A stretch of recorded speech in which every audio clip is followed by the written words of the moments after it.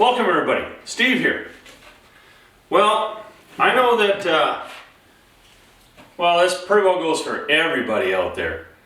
You know, we buy something like glue or silicone and we just don't use it enough, frequent enough, and you know, it ends up going hard in the tip or the whole tube ends up going hard. That happens to everybody. So I'm going to show you what I do now to store my stuff so that those things don't happen.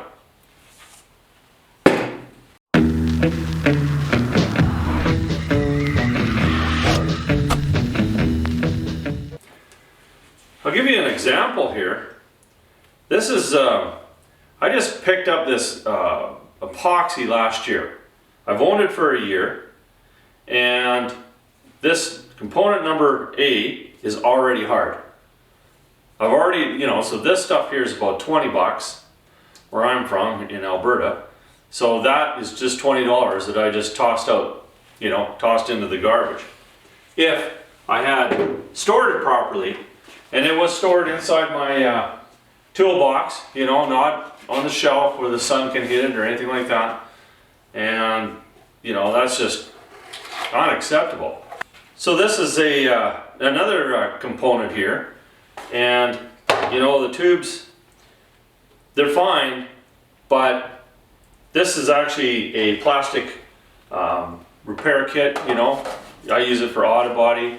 I've used it a couple times. This stuff is awesome stuff. You can fix plastic pieces, but what ends up happening is, even though it's not dry inside the tube, the component gets a little thicker. It's just not as pliable.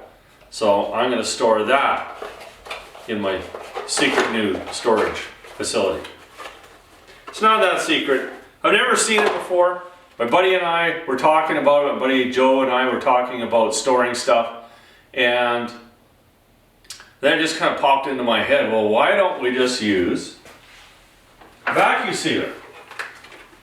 So all I'm going to do, if no air can get at anything, nothing can go dry, nothing can go hard on you.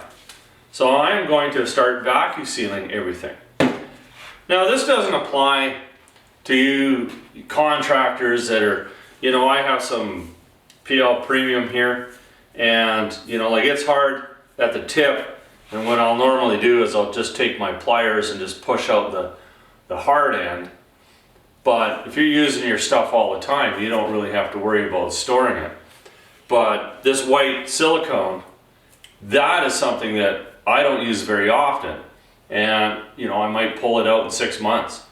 But what ends up happening is it starts setting up in the tube here, and then you're fighting it. I don't like it. I just like to be able to pick something up and use it and not have to work 20 minutes just so that I can, do a job.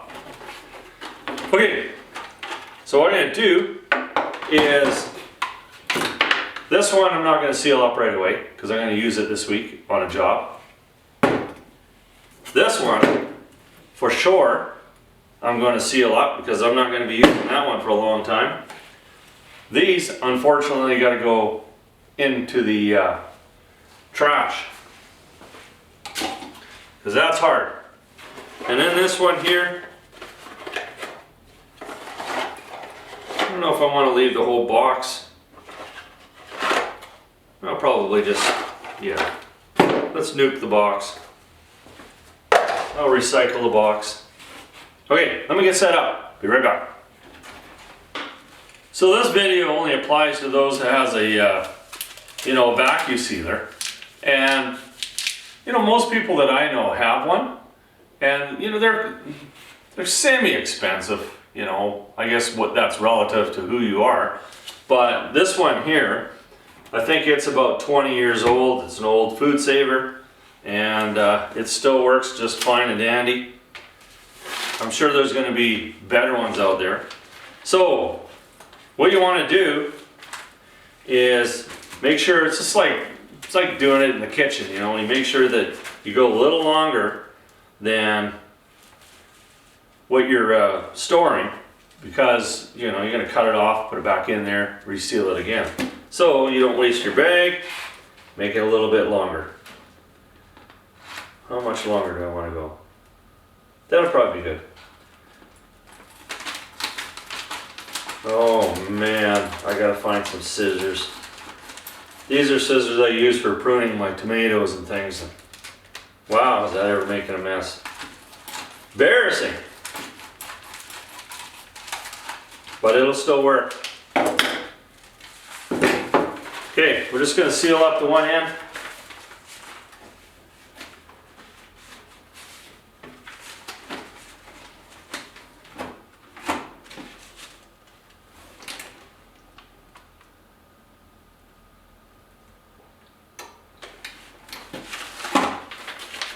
Actually, sometimes I'd put a double seal on there just because it's fun.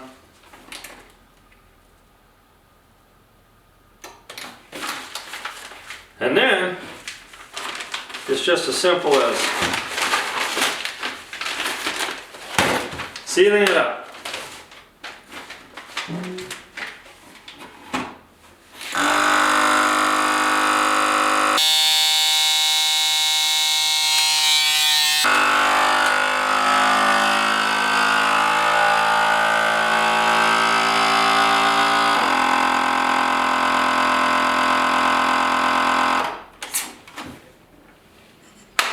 And I'll put a double seal on it. Done. Now, the key here is you just don't toss this into your toolbox, you know, and let things poke it, because, you know, seal's gonna come undone. So what you need to do is store it somewhere where it's not gonna get a hole in it. I got some stuff up here. Maybe it'll fit in here. Got my clamps in here. Just gotta remember where it is. Okay, that one's looked after. So now we'll cut a bag for this plastic repair here.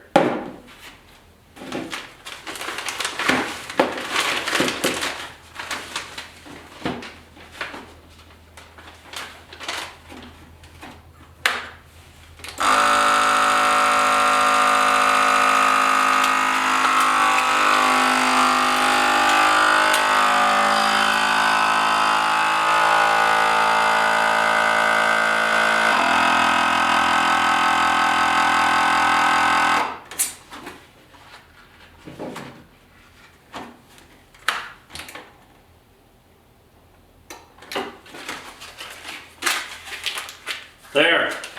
Now I know I don't have to worry about it, you know, going hard on me, because the worst thing you could possibly do is have a product that you count on at some point, and when you go to use that product, it's no good anymore. Just like my epoxy. You know, I had planned for that, now I gotta go buy some new epoxy. And then another benefit to it is, you know, like I had the little bigger tubes. You know, if you're doing something and you just don't need that much of it, just buy the little tubes. But if you store it properly, those big tubes should last for a long, long time. If there's no air, there's no way that that can harden up on you. So there you have it. A nice short video today. You don't have to put up with me for very long. Your food saver not only is going to save your steak, but it could save your glues. So give it a try. Let me know. I've not seen anybody ever do this before. Comment if you do it, because, you know, it's just something I wish I would have thought of a long time ago. All right. Till next time. Thanks for watching. Stay tuned.